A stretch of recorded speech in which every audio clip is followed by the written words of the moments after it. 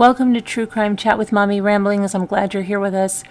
Let's take a look at what we know, what's been confirmed, and what is just plain rumors or speculation so that we can find out what are the facts, what are the rumors, and what is just plain made up crap. So this is some of the stuff that's confirmed. Maybe let's take away some rumors.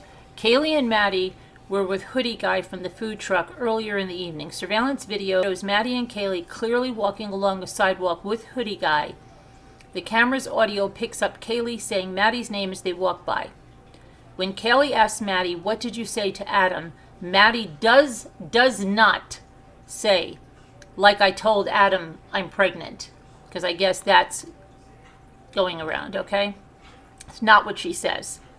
Maddie says, "Like I told Adam everything." The 911 call was not made because one of the surviving roommates ran outside and fainted. An early story going around about the 911 call was for an unconscious person rather than a homicide or deceased person, was what one of the roommates saw one or more of the victim's bodies. She ran outside and fainted. Many people accepted this story as confirmed. However, the Moscow police have since stated on their website the surviving roommates summoned friends to the residence because they believed one of the second floor victims had passed out and was not waking up.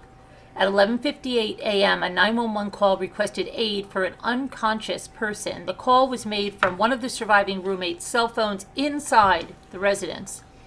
Multiple people talked with the 911 dispatcher before Moscow police arrived at the location. And that brings us to another thing. Someone said today on another thread, on another forum, I want confirmation where the Moscow Idaho Police Department said the two surviving roommates were on the first floor because they couldn't find it. I went back to look for that exact thing, that the two surviving roommates were on the first floor, and I didn't find it. But here's the thing. Somebody said that Zaina was using a room downstairs to put her stuff in that she was selling. She was selling stuff. I don't know where that came from, but when you look through the little things in the noise disturbance call, it does look like one of those rooms downstairs is empty. And it has, like I said, like some kind of exercise equipment or something in there. I don't know if that was something she was selling. Here's the other thing. Each floor had 2 bedrooms, right?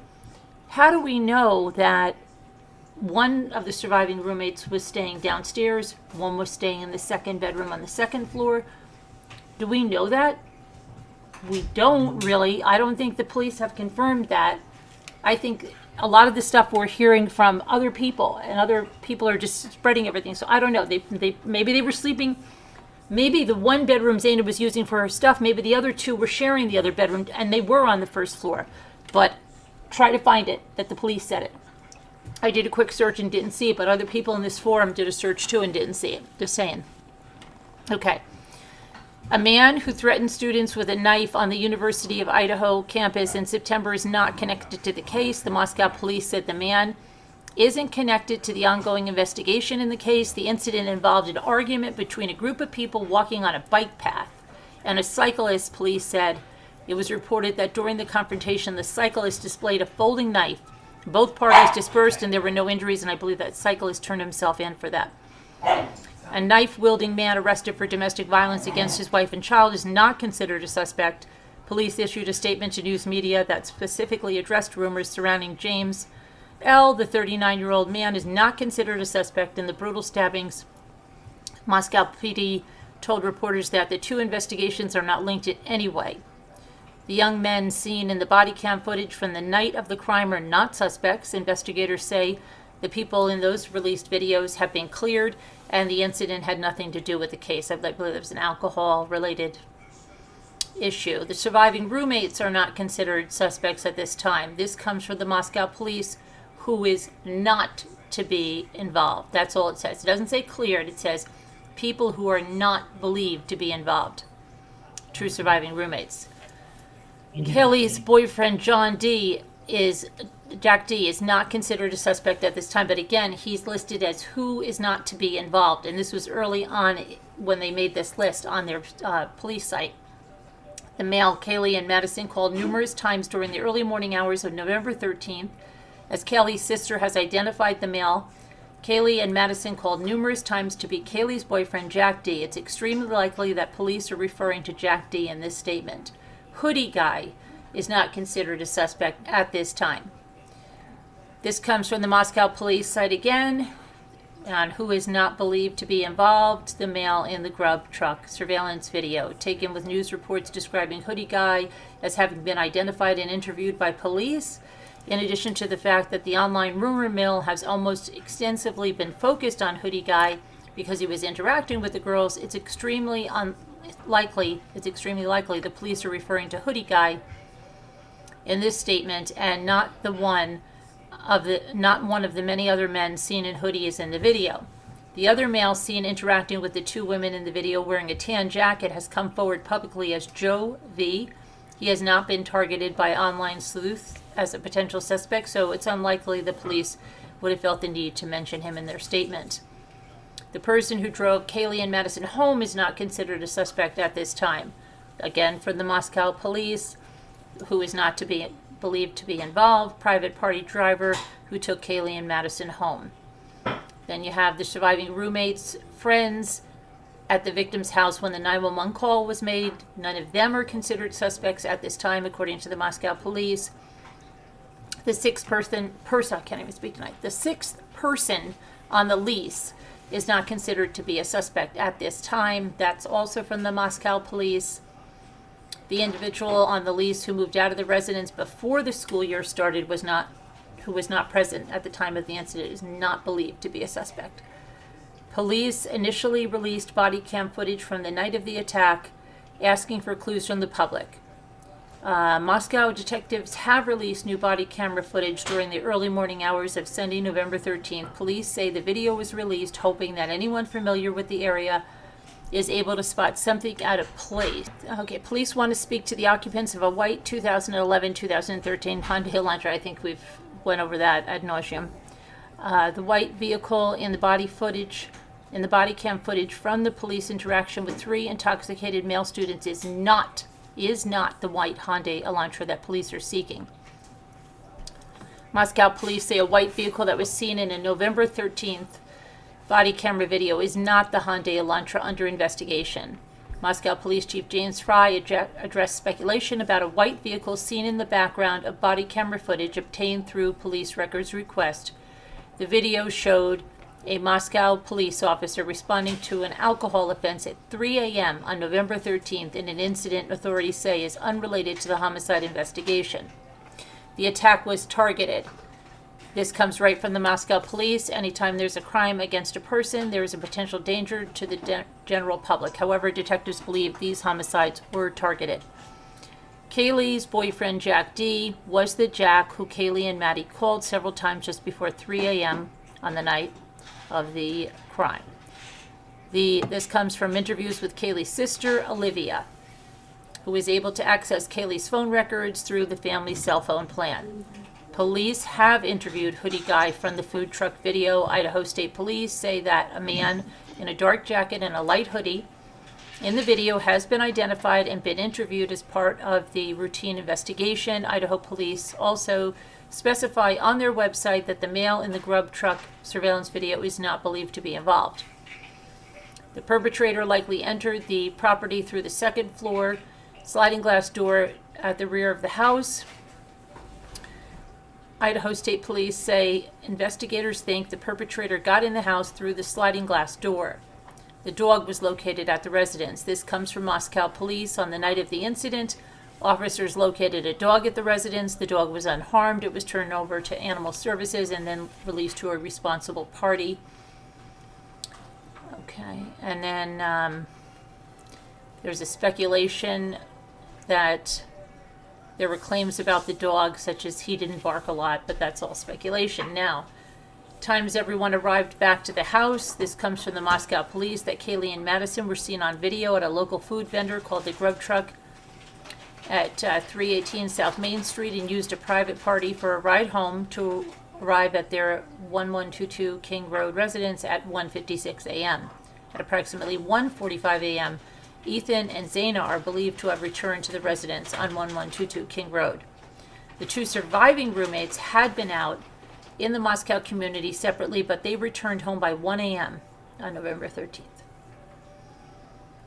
Okay, none of the victims were found in, not all of the victims were found in bed. The Lada County Coroner, Kathy Mabat, originally told News Nation's Ashley Banfield that the victims were likely sleeping and answered yes when asked were they found in their beds. But later she told another media outlet that earlier reports stating that all 4 victims had died in their beds was not accurate.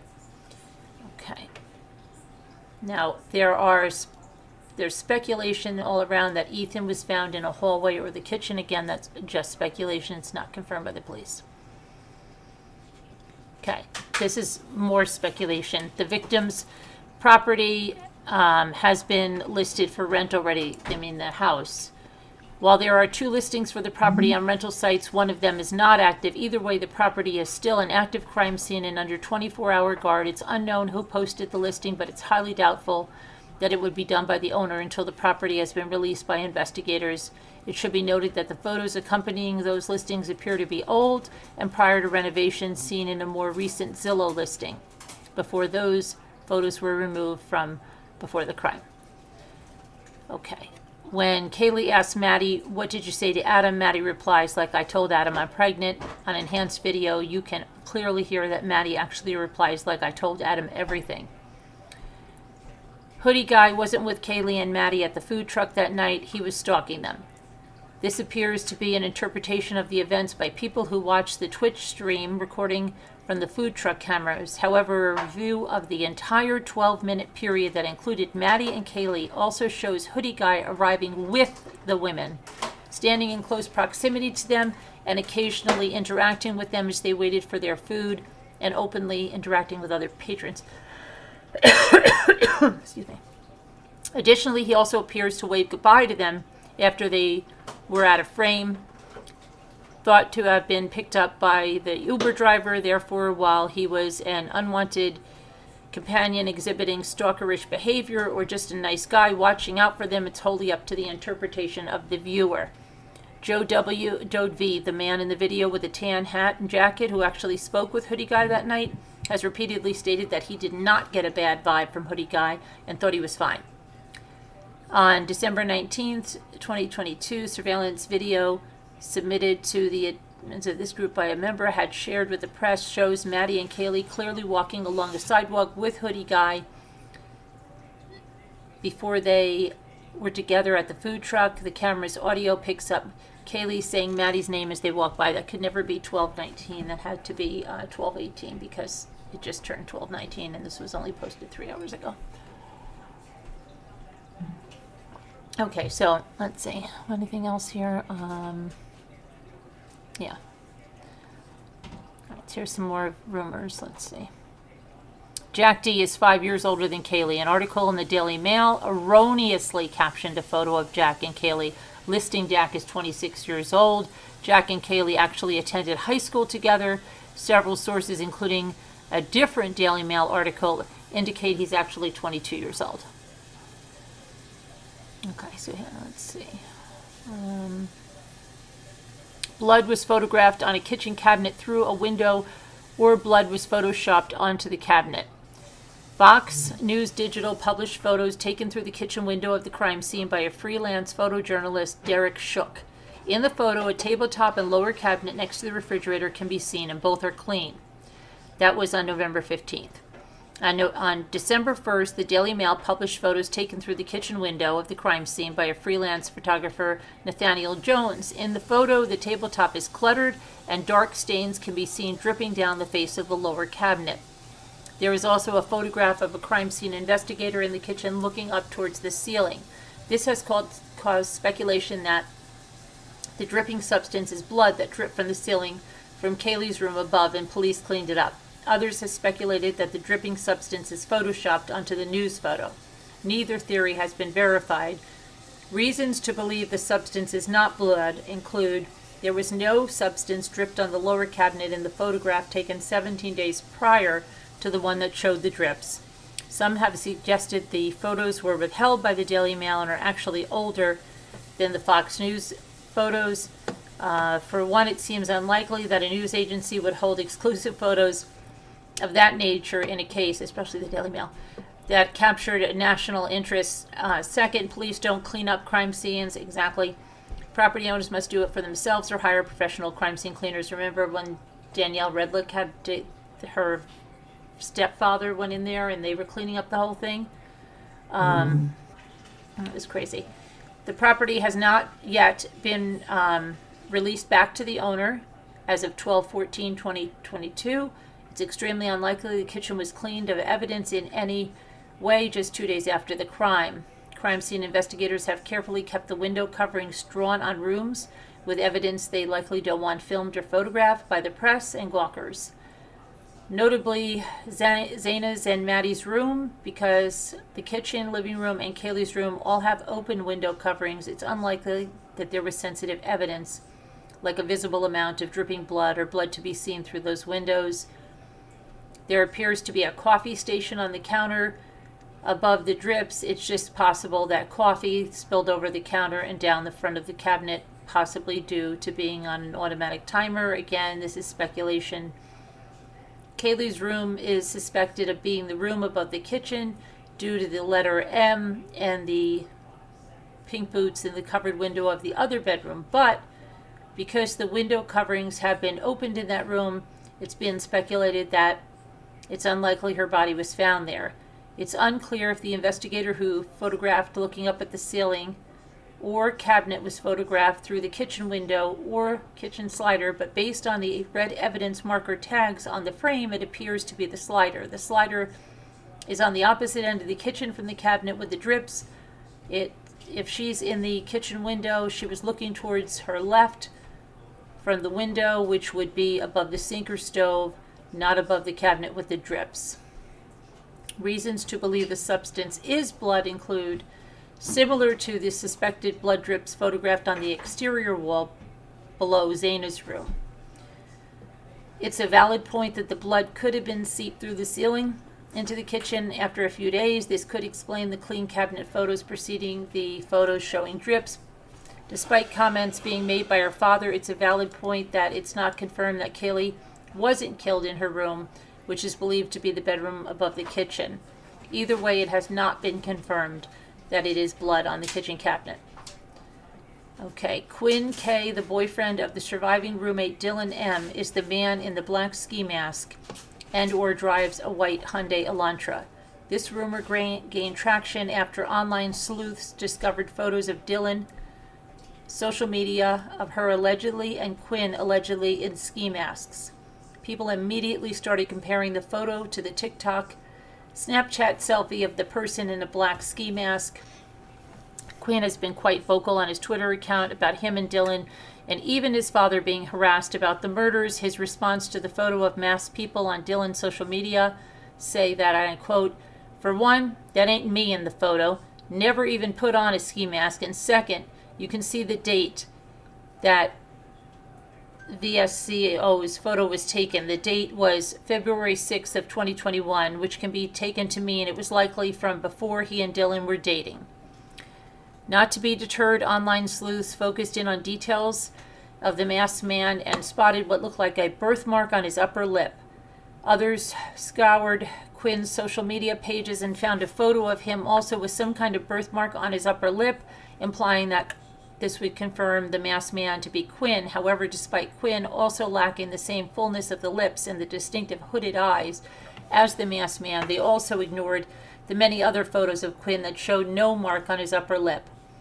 Online sleuths also theorized that Quinn drove over 5 hours to Moscow that night from Boise to commit the crime, despite not having a single motive. However, Quinn shut that down quickly with his own GeoSnap from the night of the crime, showing that he was still in Boise at 2:46 a.m. Finally, numerous online sleuths suggested that Quinn owned a 2011 to 2013 Hyundai Elantra. Quinn shared a photo of his car on Twitter to quell that rumor. It's definitely gray, and it's definitely a Chevy. It looks a lot like a 2010 Malibu. A man in a black ski mask took a Snapchat photo or TikTok video of himself near the location of the house around the time of the crime. Early in the investigation, a selfie photo surfaced of the man in a black ski mask. The original source has not been located, but other Reddit threads say an anonymous contributor said it was either a Snapchat GeoSnap photo or a screen grab from a TikTok video. There's no identifying marks on the photo to corroborate where or when it was taken, so it could have been taken anywhere in the world. The image popped up in numerous YouTube videos, TikTok videos, and chat threads. The images shared in the sources below were grabbed from a Reddit thread, also linked in the sources that appeared to have grabbed from a TikTok video. There was a different story going around about a man in a black ski mask being captured on a doorbell camera entering the victim's house, which is not associated with this photo. A masked man was caught on doorbell footage entering the home. This tabloid publication is Meow. It's posted an article about online speculation and theories about the crime that included an unverified report made by an anonymous Reddit user who did not provide evidence to support their claim. All of the victims were killed or found in bed while they were asleep. Well, the coroner said, yes, they were, but she later told CBS News that it was not accurate. She went on to tell Ashley Banfield it was late at night or early in the morning, so it's likely that maybe they were sleeping. And then she said, the coroner, stab wounds on the hands of at least one victim appeared to be defensive. And police said in a statement some of the victims had defensive wounds that suggest the victims were likely asleep when they were attacked, but that some of them woke up during the attack. Ethan was found in the hallway or in the kitchen. These claims appear to trace back to Reddit theories. They don't provide a verifiable source. Officials have not disclosed where the bodies were found other than 2 victims on the second floor, 2 victims on the third floor. The victims were tied and gagged. According to the Moscow police, online reports of the victims being tied and gagged are not accurate. One of the victims was decapitated or nearly decapitated. In an interview with Ashley Banfield, the coroner said she was asked, were any of them slashed? Were any of their necks cut? Or were there all puncture wounds? And she said, well, it was a pretty large knife, so it's really hard to call them puncture wounds. They were definitely stabbings, and I mean, it has to be someone that's pretty angry in order to stab 4 people to death, so this contradicts rumors that anyone was decapitated. Kaylee was in the same bed as Maddie when they were attacked. Kaylee's father, Steve, said at a vigil for the victims on November 30th that they died together in the same room in the same bed. This is believed to be, by many, to be speculation on his part, as the family has also said police have not revealed to them where the victims were found in the house. Brian Enton and Ashley Banfield reported on News Nation that they know the girls were found together, but they did not mention how they know this other than the father's statement at the vigil. While news media may have reliable inside sources at this time, this claim will remain classified as speculation until there's more information. Kaylee was the target due to her significantly more brutal injuries. An unnamed source told Brian Enton that Kaylee's injuries were significantly more brutal than Maddie's injuries. However, the information has not been corroborated by investigators. Additionally, crime experts who were told this information said that if her injuries were worse, it could be because she fought back and not necessarily because she was the intended target. Of course, that doesn't mean there isn't evidence that Kaylee was the target, but it just isn't confirmed at this time. Kaylee's father, Stephen, told news outlets in the investigation that Kaylee had spoken about a potential stalker who made her uncomfortable. In more recent interviews, Kaylee's family, including her father, said they were unaware of Kaylee having a stalker and felt strongly that Kaylee would have told them if she did. Police eventually tracked the probable source of Kaylee's stalker comments to an incident in mid-October at a local business where police say it was an isolated incident and not an ongoing pattern of stalking. No evidence suggests the 2 males were involved in the crime. Another student, Hannah C., was bullied by one of the victims when they lived in the same dorm. The victims were targeted for revenge. In a tweet that has apparently been deleted, An unnamed Twitter user wrote, Hannah C. took her life in February. She shared a dorm with one of the victims and got bullied. Her birthday is November 15th. Police and her father confirmed that Hannah died from an overdose in February of 2022. However, the claim that about Maddie and Hannah either being roommates or doormates, or that Hannah was bullied by Maddie or anyone else, could not be verified. Every lead went back to someone that said in the post that instead of any evidence that they had ever lived in a dorm together or that anyone was bullied, it's unknown if either lived in a dorm. We know that Maddie was actually in a sorority up until recently, but we don't know if she lived in a sorority house prior to moving into the house where she was killed. Hannah's obituary didn't mention membership in a sorority. The entire claim appears to be hearsay. The victims died on November 13th, so despite the effort at making a connection with the date, neither Hannah's birthday nor the date of her death were the same as the date of the murders. Okay. 2 anonymous cryptic comments were later made on Maddie's Instagram, alleging Maddie did something to the poor girl and that little girl, but mentioned no name. Hannah was the same age as the murder victims. As the author of the article below states, there is absolutely no proof about if these theories hold any water or if they have even a shred of truth to them. Okay. Fox News, the front door of the house was wide open around 8:30 to 9:30 in the morning after the crime. A Fox News reporter stated that the neighbor told her that he saw the door wide open when walking by the house in the morning after the attack. The reporter states that the neighbor also told her that he gave that information to investigators. Unfortunately, news outlets have also been repeating occasional misinformation, rumors, and speculations throughout the investigation, and the reporter did not state that she had attempted to verify his claim. Because it was not verified, it will remain categorized as speculation until there's more information. Okay, a scream saying, "Stop it, leave me alone," was recorded by a neighbor. That's a hoax. A YouTuber uploaded a video claiming to exclusively have audio of the scream recorded on the night of the crime. Online sleuth tracked down real source of the audio clip that exposed both the YouTube creator and the article as fake. Okay, a neighbor heard a scream, so why didn't he call police, and why didn't the roommates on the first floor hear anything? This party refers to an article interviewing neighbors about what they heard that night. What neighbor Enan Harsh said is being misquoted. Here is the actual quote from the article. Harsh said he can't be certain, but as he dozed off early that morning, he thinks he heard a scream from the vicinity of his neighbor's house.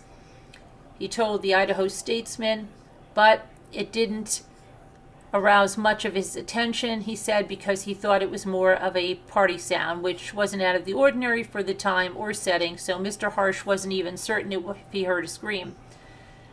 Other neighbors stated the night was unusually quiet for the area, yet they heard nothing unusual. Additionally, Mr. Harsh had posted on his Facebook on November 15th, 4 killed and stabbing across the street. No screams, no evidence, no trace. So like professional killers? But why on 3 sorority girls? Shite doesn't make sense. This clearly suggested he hadn't heard any screaming, which caused online sleuths to question why his story changed. If you go to the post now, he has removed no screams from it. However, a screenshot was taken before he did.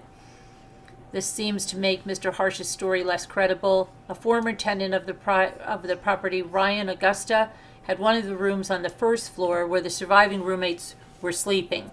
He said, see, where they were sleeping. They're making it sound like they were sleeping in the one room or the floor. I don't know. Saying, I wouldn't have heard it from downstairs. When asked whether or not he could hear activity coming from the second or third floors of the house where he lived, unless his roommate was playing the television loudly on the second floor, he typically heard nothing from the second or third floors.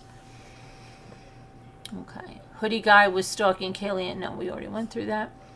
Maddie said F you to the hoodie guy. Maddie can be seen in the video pointing in the direction of the hoodie guy and Joe V, and heard saying F you. In a live TikTok question and answer, Joe V claims that she was jokingly responding to teasing by hoodie guy. However, just prior to this moment, it was Joe V who pointed in her direction as he's speaking, and it may actually have been something he said that caused her reaction. So it's unclear if she's pointing, speaking to Hoodie Guy or to Joe V. Kaylee was trying to secretly take photos of Hoodie Guy behind her in a live TikTok question and answer. Witness Joe V said he could see Kaylee scream, and she was actually photographing Maddie. Kaylee and Maddie never spoke to Hoodie Guy. In a live TikTok video, the witness Joe V said, when asked, did they ever speak to him, Joe said yes, they talked several times. Kaylee and Maddie hurried away from the food truck because they wanted to get away from Hoodie Guy. In that same question and answer, they revealed that while they were waiting for the food, the driver of their ride had arrived and had said, hey, what's going on? Let's go. This is likely why they hurried away as soon as they got their food. In the food truck video, you can see Maddie gesture towards something behind the food truck about 3 minutes before they got their food, because the ride was probably there. In audio from the food truck video, Hoodie Guy says, she took my effing jacket to Joe. The jacket Maddie was wearing was later found in the bushes by the house. Reddit users wrote, is it me or Hoodie Guy says they just took my effing jacket? He shares a clip with what he believes was written in a text on the screen. It's almost impossible to discern what the two men were saying when all the others are talking. Most responses to the Reddit thread agree they can't hear anything the men are saying with all of the other noise. Again, it's very difficult to hear specific voices, but you can see Hoodie Guy is clearly talking at several points through the video, but few, if any, of the voices can be heard that match when he's talking.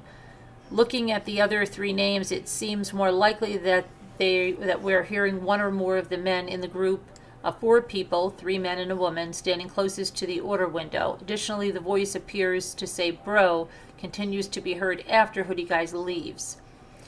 The added text on the screen creates what is known as an auditory illusion, similar to the viral brainstorm versus green needle trick. When reading the words while listening, your brain tries to pick out sounds in the audio that match the words. There's no evidence that the black jacket was found near the house and the same black jacket Maddie was wearing in the food truck video. Closely inspecting the jacket in both videos, the jacket was found by the police appears to have a pocket on the left side with a white object in it. Watching Maddie as she waits for their food order, you can see the same left side of her jacket, which does not appear to have a pocket in the same location. Hoodie Guy from the food truck video has been confirmed as Jack S.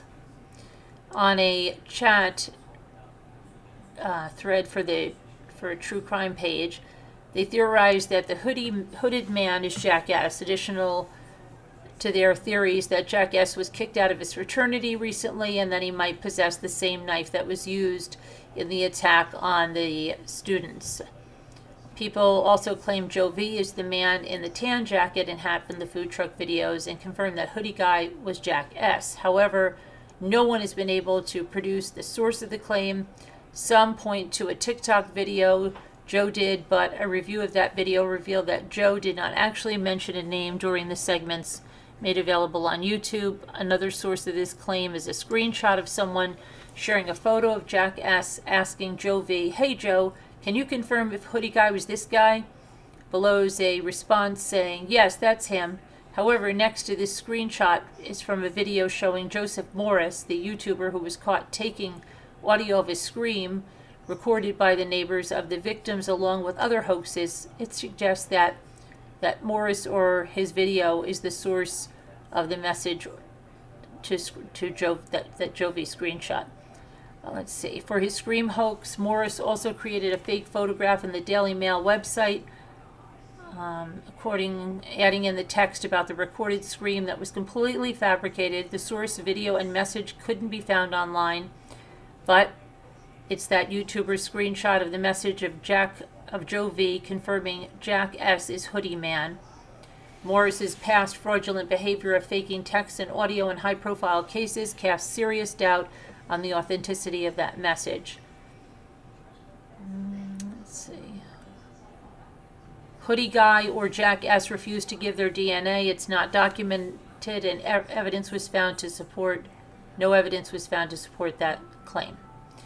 On the night of the crime, Jack S.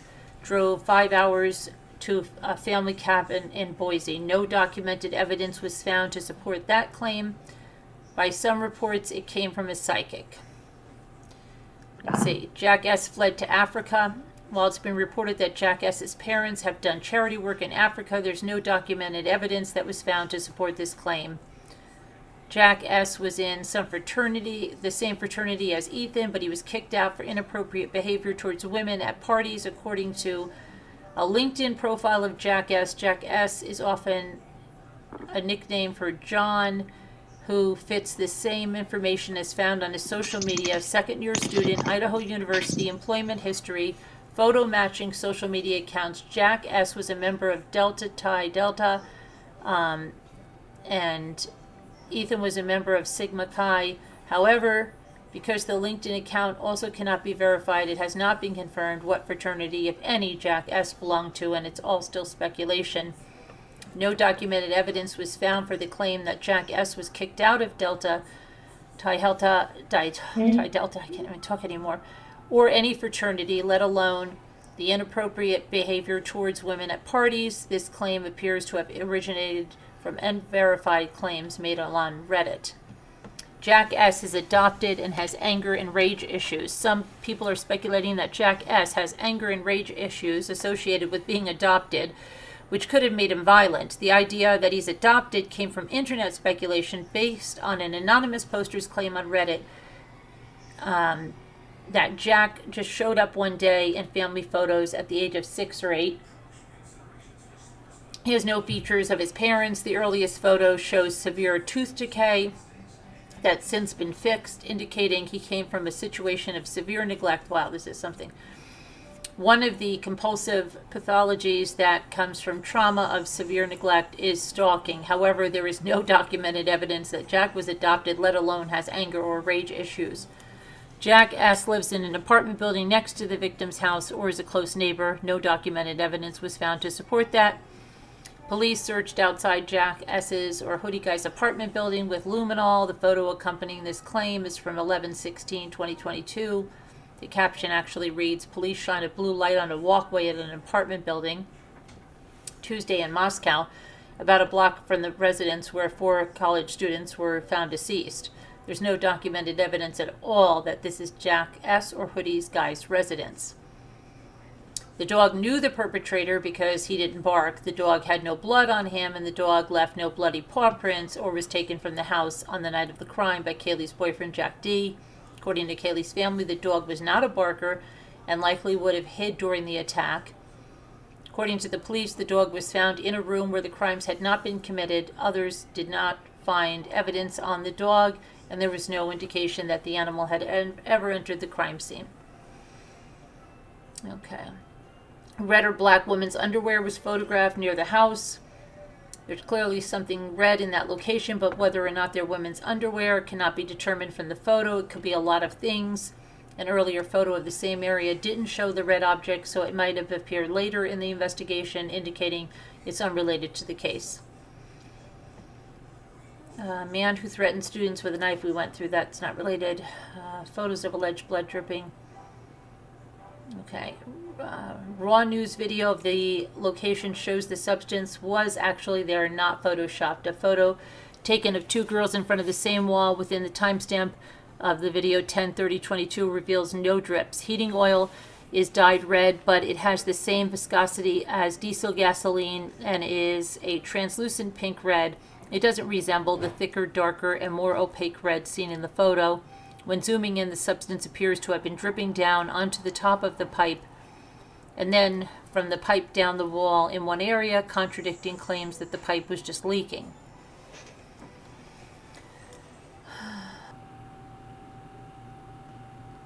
So that is that for right now. That's a lot of the confirmed information and rumors that are going around, so we can separate them and not spread those rumors. Thank you so much for watching. Please, if you haven't already, hit the thumbs up if you thought this video was helpful or you enjoyed it, and hit the bell for all notifications so you'll be notified when we upload a new video, when we go live with live panel discussions, and then you won't miss anything. Take care. Have a great day, guys. Talk to you soon. Stay well. Be kind. God bless. Bye-bye.